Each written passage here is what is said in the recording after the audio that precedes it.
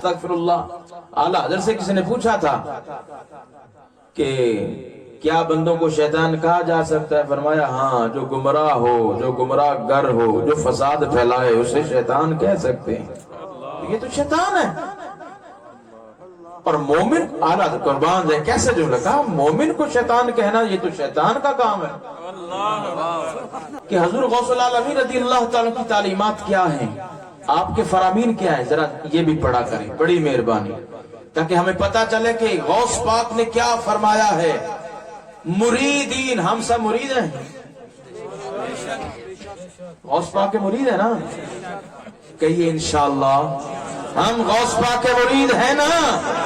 اب سنیے مریدین کے لیے غوث پاک کا پیغام کیا ہے، کیا فرماتے غوث پاک رضی اللہ تعالیٰ عنہ کہ آداب مریدین کیا ہیں؟ بات، وہ مرید اس لیے ہو کہ اللہ کی رضا ملے۔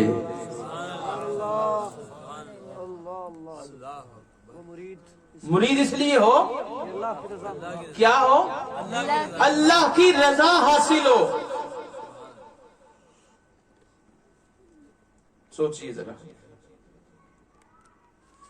ابھی آپ نے کہا کہ ہم سب مرید ہیں غوث پاک کے، تو آپ کس نظریے سے مرید ہیں؟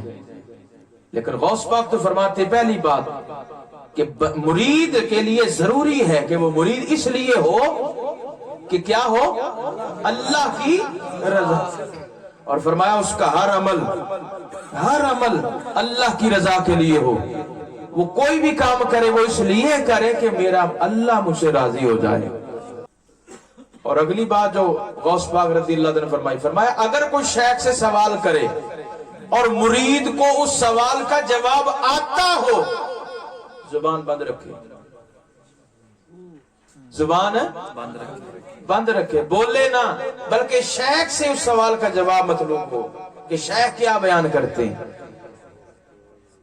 یہاں تو حال یہ ہے کہ سوال لوگ ہم سے پوچھ رہے ہوتے ہیں، ساتھ بیٹھے نہیں کوئی نہیں خیر ہے، کچھ نہیں، وہ فتویٰ دے رہے ہوتے ہیں۔ ہاں صبر نہیں ہے، سوال کس سے پوچھا جا رہا ہے، اور ہمیں تھوڑی سی پتہ ہو نا اس کا مسئلے کے بارے میں، ہم فوراً بول پڑتے ہیں، لیکن ایسا نہیں ہونا چاہیے۔ فرمایا مرید کے لیے ضروری ہے کہ اپنی زبان بند رکھے اور شیخ کے کسی عمل پہ تنقید نہ کرے۔ فرمایا اللہ کی رضا کے لیے مرید ہو، اس کا عمل اللہ کی رضا کے لیے ہو۔ اور اگلی بات فرمایا مرید کے لیے لازم ہے ایسے لوگوں کی صحبت چھوڑ دے جو اسلام کو تو قبول کرتے ہیں لیکن اسلام کی باتوں پہ عمل نہیں کرتے، ان کی صحبت سے ہٹ جائے۔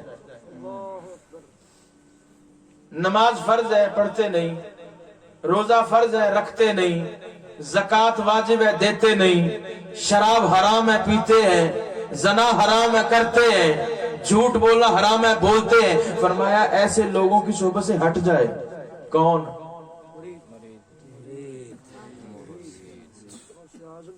آپ بتائیں،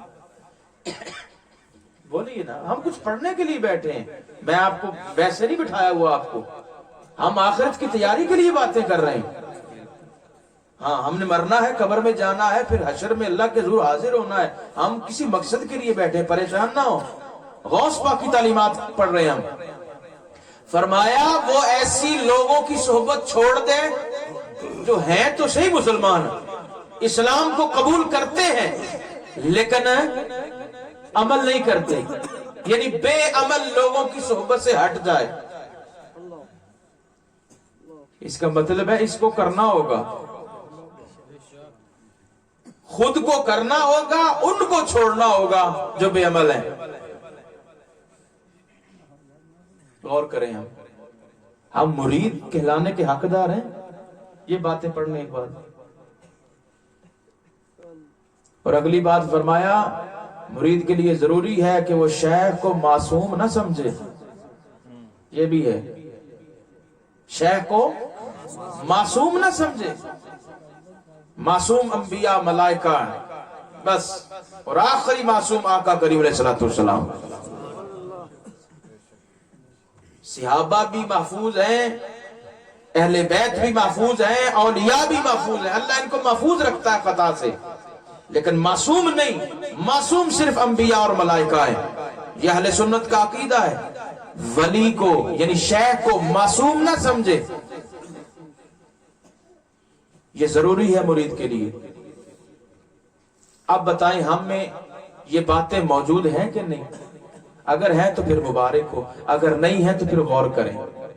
تو جو اللہ کی رضا کے لیے مرید بنے اس کو سلام ہے۔ اگر ہم نے کاروبار کے لیے مرید ہونا ہے، اولاد کے لیے مرید ہونا ہے کہ ہمارا فلاں کام ہو جائے، فلاں کام ہو جائے، یہ سلسلہ ایسا نہیں ہے۔ پیری مریدی ان کاموں کے لیے نہیں ہے، پیری مریدی ان کاموں کے لیے نہیں ہے، پیری مریدی اللہ کی معرفت حاصل کرنے کے لیے، اللہ کی رضا کو پانے کے لیے۔